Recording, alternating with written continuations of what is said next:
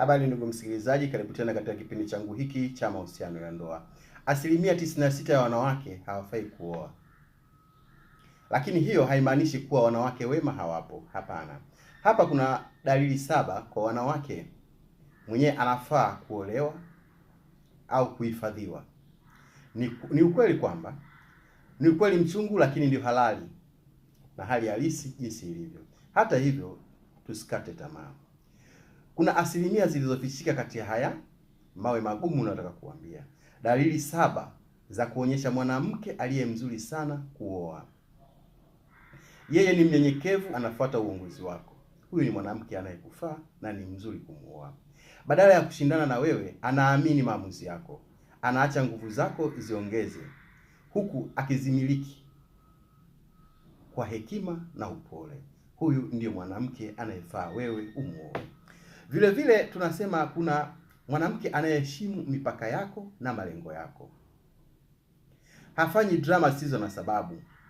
Anaelewa wakati wa kazi, wakati wa utulivu na wakati wa kuwa pamoja. Mwanamke anayeheshimu mipaka yako anakujenga, hakubomoi. Huyo ni mwanamke mzuri wa kuoa.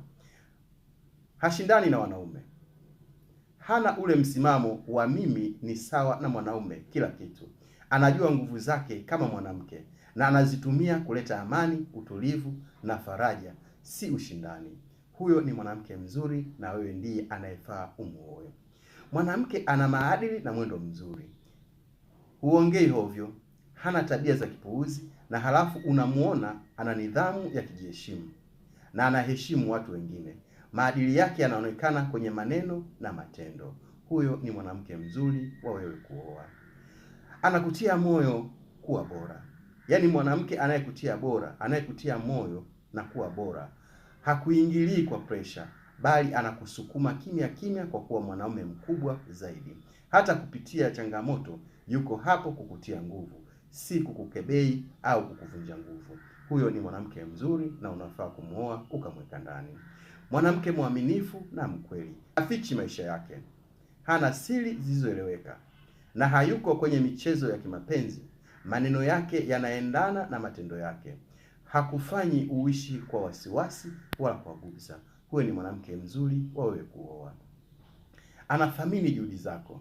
Anatambua unachofanya, anafurahia vitu vidogo vidogo, kushukuru msaada mdogo na kuona thamani ya juhudi zako bila kudai yasiyowezekana. Huyo ni mwanamke mzuri na wewe anakufaa kumuoa. Mwanamke ambaye hajali kitu kikubwa, yeye kile kidogo utakachompa kwake ni shukrani